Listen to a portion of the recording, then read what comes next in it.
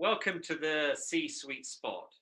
This is a series of 20 to 30-minute interviews with some of the most inspiring and successful C-Suite leaders from within my business network.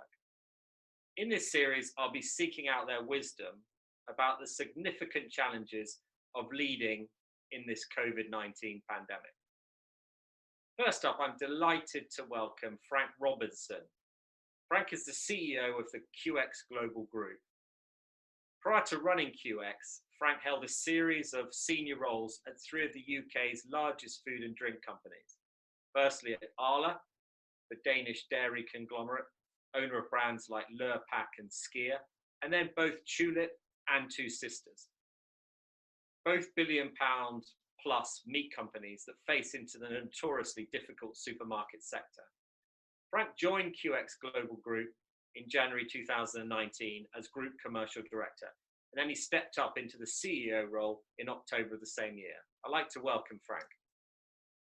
Well, thanks very much, Rob. Great to see you, and thanks for the introduction. I feel a bit flattered, and hopefully I can live up to your expectations today. Of course. So, Frank, 5 sort of questions, about 20 minutes.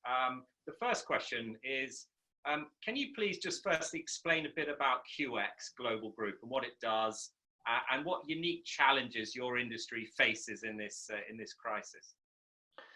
Yeah, I mean, my brother Chris set this business up, quite a visionary leader himself, 15 years ago, and really with the ambition to help ambitious businesses deliver their growth by helping shoulder the administrative burden in disciplines like accountancy services, back office finance and recruitment operations. And he used all his expertise and skills in those sectors to set up QX, and we've rebranded now as QX Global Group. And we are a truly global business. We've got clients worldwide. We've got 800 plus accountants in 5 delivery centres in India. And we've got offices in the UK, Australia and the United States. On top of that, we've got about 300 recruiters supporting the recruitment sector, predominantly in the UK, but we've got a startup business in the States as well. And we operate in sectors in recruitment, particularly pertinent at the moment. So healthcare is a big area for us. And I think without overstating it, Rob, we would be viewed as the acknowledged experts in our field, and certainly Chris was instrumental in setting up the outsourcing of healthcare recruitment and then finance and accounting in Ahmedabad, our primary centre in India. So our aim really is to provide bespoke outsourcing solutions to clients. And I think my experience dealing with UK retailers and clients in the UK historically has really allowed us to focus on customer needs. And that's what we do at QX. We really do focus on what customers need from us, how we can help them grow.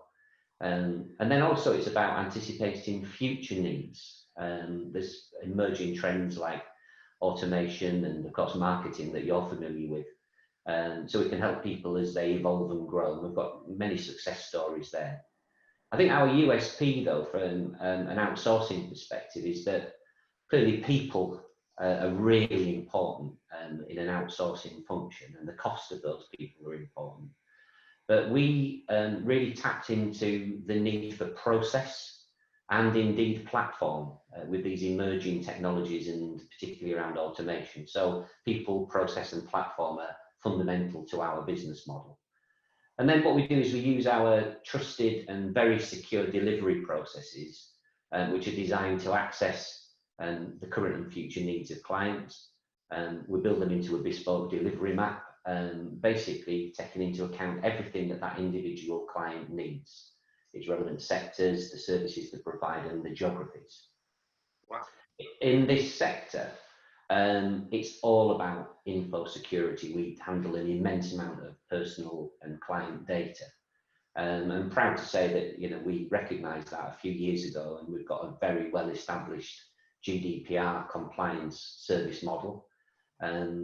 But then we try and not just be all processy, we try and make it a personal touch. You know, Chris and me have got a family connection, and we want QX to have a family connection as well. So we try and talk our clients' language, and it's all about trying to help them make more money at the end of the day. And if we can do that in a relatively stress-free partnership with very high moral values, and really our brand promise, which is our name, quality and excellence. And I think if we can achieve all of that, then we've not done too bad a job, Rob.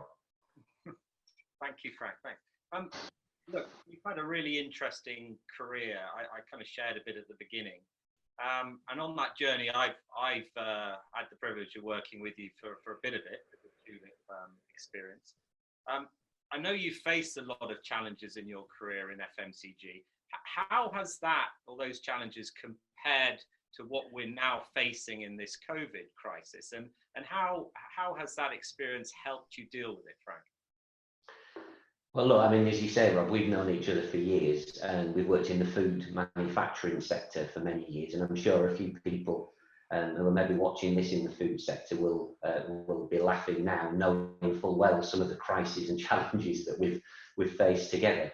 Because I mean, I think the food industry, whether you're in retail or in food production, really hones your skills for being able to manage crises, because it does feel like there's one every other week.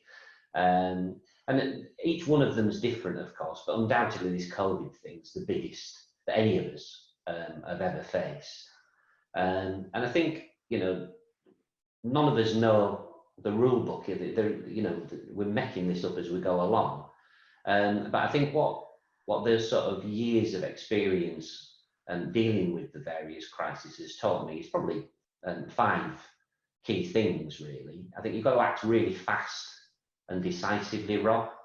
You know, it's about making real quick decisions. You can always fix them later on, but let's get the quick decisions made fast. And, you know, from our perspective, you sort of think about this COVID thing. It was announced on the 11th of March by the World Health Organization that it was going to become a global pandemic. So it was obvious to us as a leadership team that we needed to do something and do it pretty quick.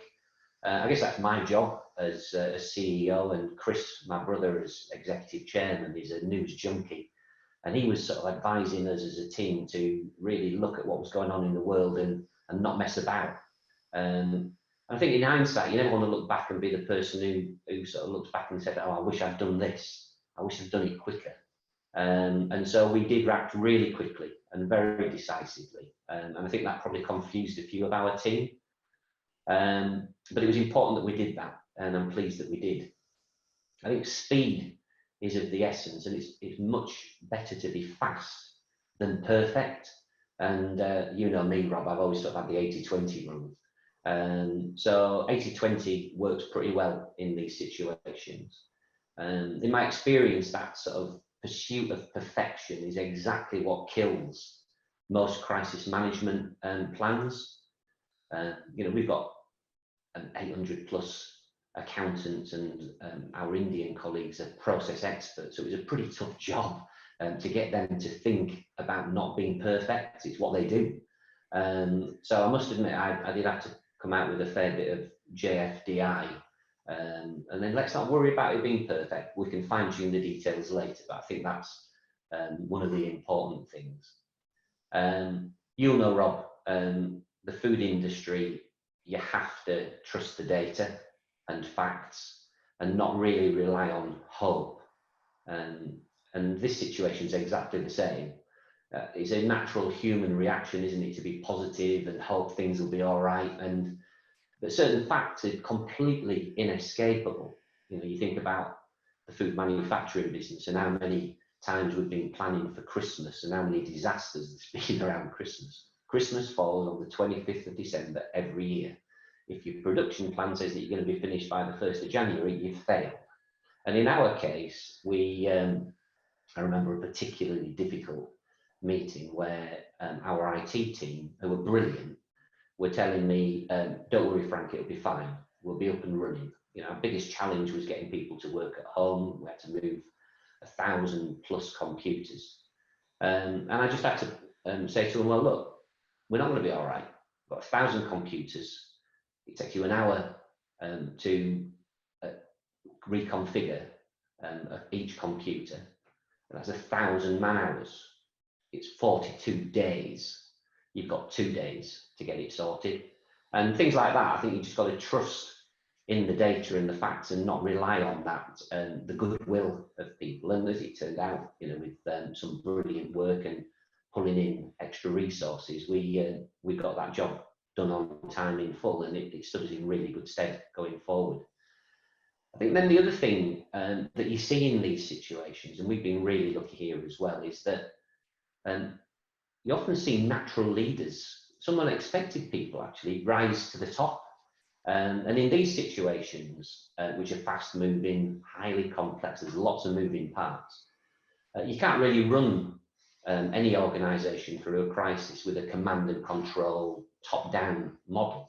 You've got to let these natural leaders rise up. The boss can't do everything. You just get swamped and there's too many decisions to make. So, and I think in every single situation I've ever been involved in like this, Rob, these natural leaders do come to the top. And it's our job then as the sort of bosses of the company to really allow them to step up, support them very, very publicly. And we've done that in all our natural leaders. And just let them get on and lead. It might not be perfect, but you know what? It's a downside better than you having to try do everything yourself. Brilliant. I mean, I think listening to you, it's been a kind of a baptism of fire in terms of the role you've now having. I mean, there can't be many CEOs who have had to sort of join in the first 5 months face something like this. I mean, you're going to be in a rare club going forward, that's for sure. But well, all that experience you talked about has come in handy. Yeah, I think it has. You know, probably the final bit on that piece, Rob, is visibility, being really visible. You know, with your teams, with certain individuals, you know, to hold their hand through this sort of stuff, and obviously with your clients and customers, you've just got to be out there. You know, it's a big job leading. You've got to be positive all the time. You've got to be reassuring and supportive. I mean, Rob, you've worked with us, so you know, the vast majority of our teams and indeed our board are really young. You know, 60% of our employees are under 30, and they've just never seen anything like this before. They don't really know what to expect, and you just got to hold people's hands through it. You know, as an old sage, and my brother Chris, and you know, relying on people who have lived through some of the stuff, is getting those stories out there, reassuring people, and helping them through it. I think in terms of client contact and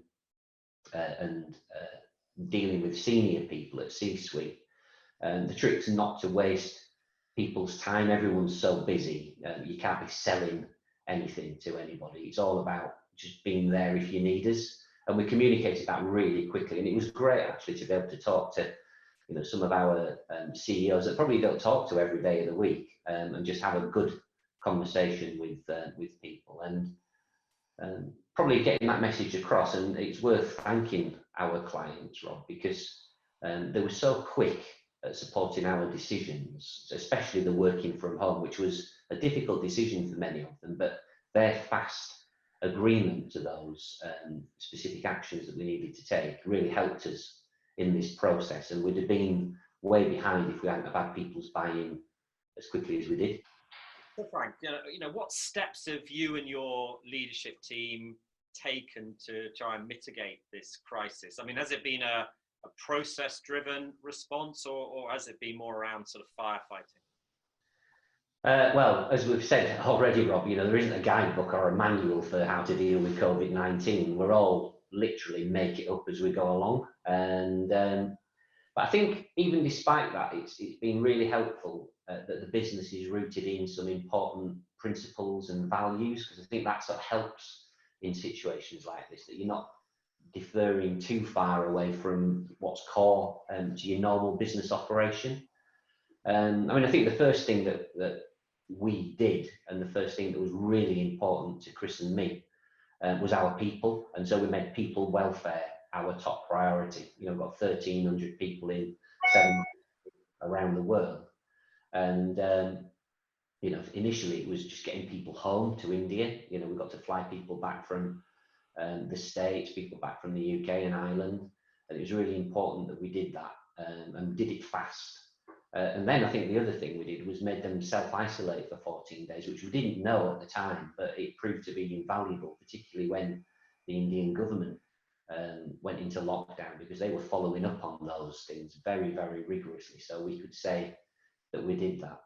And as part of that plan as well for people's welfare, we had to prioritise very early the people in most danger. So as well as those in foreign countries, Mumbai and Delhi and the US were particularly hotspots in the very early stages of COVID in India. So we absolutely prioritised those guys ahead of everyone else. And we told people what we were doing. It was really important that people knew that we were getting them safe. And we've been consistent with that throughout. I think that's been really appreciated by the QX family. Then you've got to keep the business running and operating as best as it can, not perfectly, of course. So we created the business continuity planning team. Again, some fantastic natural leaders stepped up there, and we just let them get on with it. Just an incredible amount of hard work. Some unbelievable superstars really came through to the fore there. Because obviously our biggest challenge is working from home. We've got to get people up and running, computers, as I've discussed. So that 80-20 rule was a challenge for us, and just getting things done such that people were safely at home and then at least up and running so that they could be working from home. And it wasn't perfect at the beginning. There's lots of issues and Wi-Fi and broadband connectivity, but we actually managed to get everyone in a position to be working from home well before the lockdown. So again, that sort of speed that we talked about earlier was really important. Then we sort of settled into a two-phase approach, really. One was about fine-tuning and course correcting the ability to work from home. And again, everyone was safe, everyone was able to work from home, so we could then set about improving the productivity and efficiency, really drilling down into the info security and the GDPR, which we couldn't afford to be complacent about. So it was important that we did that. And there was teams of people collaborating to get broadband internet service providers up and running, Wi-Fi dongles, the whole IT and tech to enable people to be really productive at home. And just yesterday we got a board report saying that we're as efficient now working from home as we were back in the office. Indeed, some areas were more efficient and more productive, which is really interesting. And then that whole accountant's dream, really, and the mantra for our accountants is cash is king, and never more so than at this time. So once we got the business continuity plan established, it was about business survival. Are we going to get through this?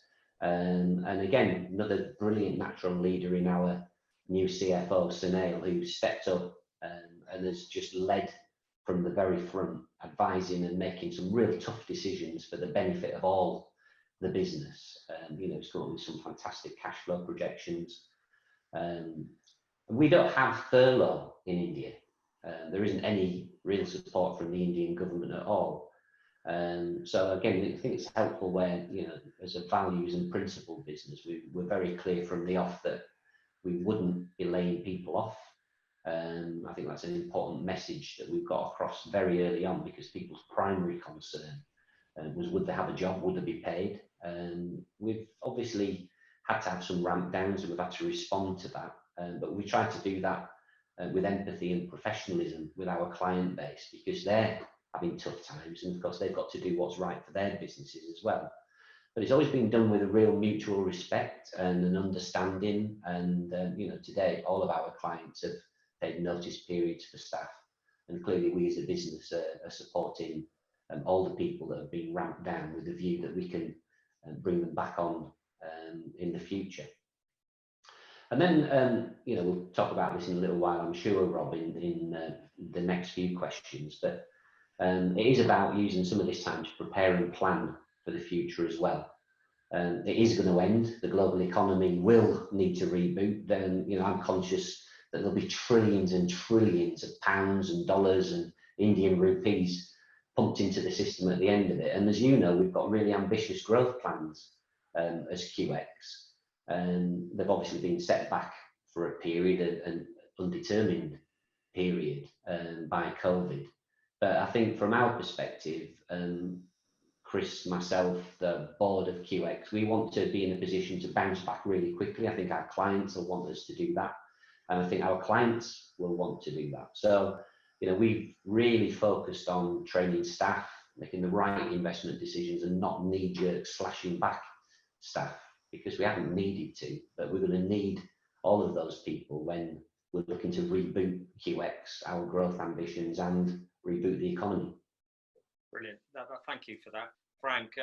More of a sort of a personal question. How has the last 6 months affected you as a leader and as a human? How have you coped as a person through this? Well, look, it's an emotional roller coaster, isn't it? There isn't a manual at all for this sort of thing.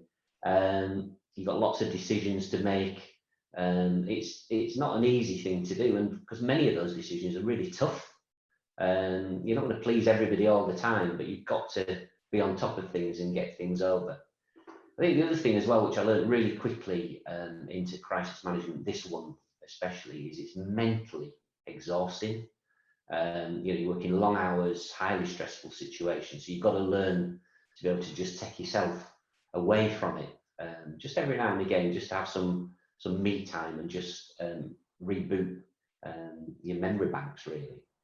I think personally, on a personal level, I really love India. I've been working there now for 18 months and I just love the country. I love the people, I love the culture, the food and everything. So it's been a real wrench not to be there. But then on the converse side of that, I've never ever worked at home with my family around me as much as I have done now. And that's a real positive benefit and upside of this whole situation. Obviously I'm missing the team, but again, we're using all these modern technological things, Zoom and Skype and WhatsApp and Twitter and House Party, all this modern tech that's keeping us really well enabled. And it's been, as I mentioned, great to see the natural leaders come to the fore. It's been brilliant to see their development and the opportunity it's created for them.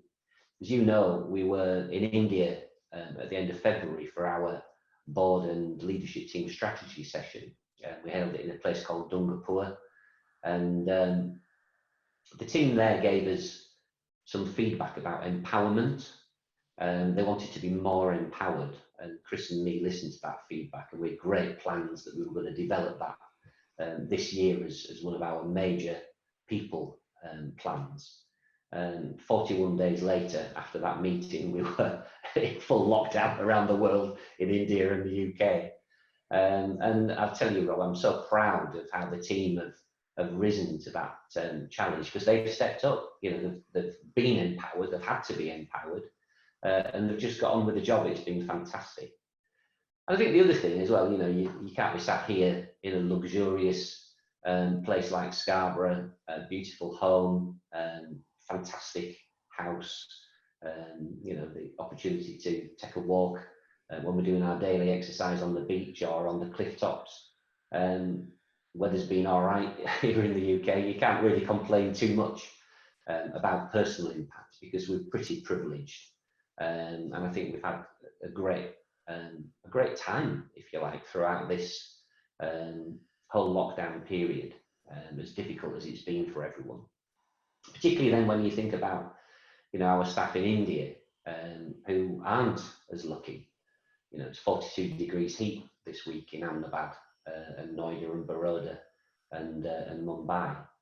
As you know, people live in relatively small apartment buildings, lots of high-rise blocks, and many of our young team particularly will be living with family members, quite often in one room. So they're learning how to do things on Zoom where they can be visible, but the family members can't, with fancy backgrounds and stuff. I think that's why it makes it all more important to recognise the brilliant job that they've done, and just how fantastically resilient they've been, and how they've really risen to the challenge. And Chris and I are so proud of the team and the work that they've done. And I think it's mentioned before, these hidden heroes and natural leaders that sort of rise to the top. We've seen so many of those right across the business, and I run as part of our COVID communication to the teams. I run an Unseen Heroes feature every week, and the response that we're getting to that is fantastic, as people recognise these, people that aren't necessarily in leadership roles, but have stepped up into genuine leadership positions. And then I think there's all this wonderful teamwork and collaboration, and some forced and some of it just natural. And the way that the teams are all supporting each other, I think it's brilliant. I think it stands in really good stead for the future as well, Rob. Well, that's really a great insight for our viewers and listeners, and thank you. It feels, listening to you, that whilst you are missing India, you're kind of spending your day in India virtually anyway, and you're close to the team, thankfully, for the great technology we have these days. My final question, Frank, is, because I know you've got to get back to it, but my final question is, your wisdom in terms of your experience. I think people want to understand from you where you see the next 6 months going, and how you think the business at QX Global Group will emerge from the restrictions after they've removed. How are you looking for that? Well, look, none of us know, and it's tempting fate, I guess, a little bit in terms of thinking too far ahead. I think what we do know is it's going to get worse before it gets better. I'm not sure that we've reached a peak in India. We certainly haven't reached a peak here in the UK, and our American business is going to suffer, because obviously they're nowhere near their peak yet. So it'll definitely get worse before it gets better, but it will get better, at the end of the day. And I think we have to accept that whatever crisis you're in, it finishes, and we can get on with stuff. Despite the tough times at the minute, our client base is diverse and resilient. I think they'll bounce back pretty quickly. I am concerned about our US business. As you know, we've been planning a big expansion plan over there, and we've got everything in place ready to go. In fact, we had to fly the CEO of our American business home at very short notice just before the lockdown, because otherwise he'd have been stuck there, and I'm pleased that we took that decision. But we'll just roll with the punches on that one. I think in terms of prep and planning for the future, we've probably got a bit of prep and planning around something that's quite inevitable and not very nice, but we have to plan for it. We're already hearing, particularly the healthcare recruitment business, about end clients and candidates being impacted directly on the front line as we place doctors and nurses. And we're already seeing many of those people affected directly by COVID, and fortunately we're now starting to get the first announcements of deaths coming through. We've got to prepare the business for that. As leaders, we've got to prepare for I hope it never happens, but potentially the first impact on our QX family or our QX extended family. And as I say, hopefully we don't need to be prepared for that, and we don't need to enable it, but you have to be prepared for such things.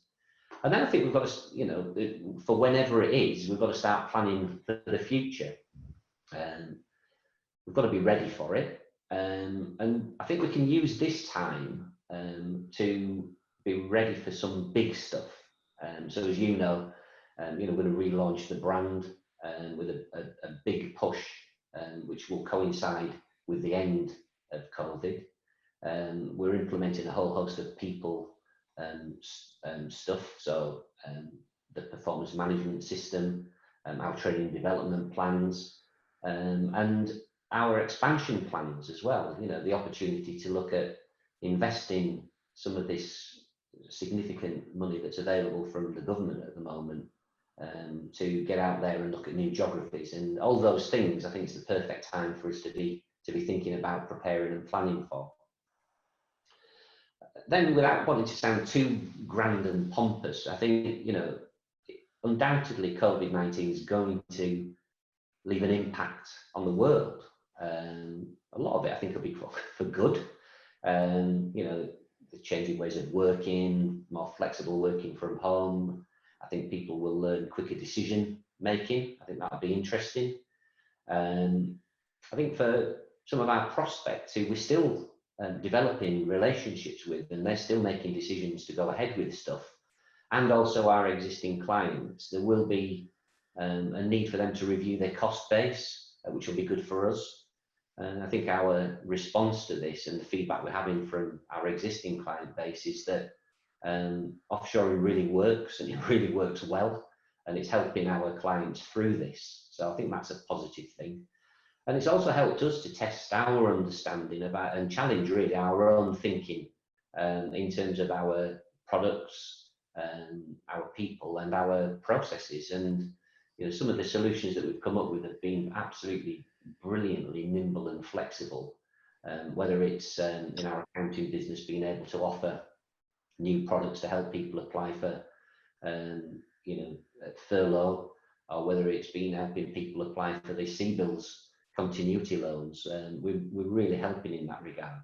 So I think, Rob, you know me, I tend to look through rose-tinted glasses, and I'm often accused of being overly optimistic, but I think there is need to be positive looking forward into the future, even though probably none of us know quite how quickly we're going to get there. Look, and I think that's right. I think the way you've explained that is very balanced. I just want to say thank you for sharing the 20-30 minutes this morning. I wish you and your family, and of course the QX family, all the best. And thank you so much, Frank. Cheers. Been great speaking to you, Rob. Cheers, mate.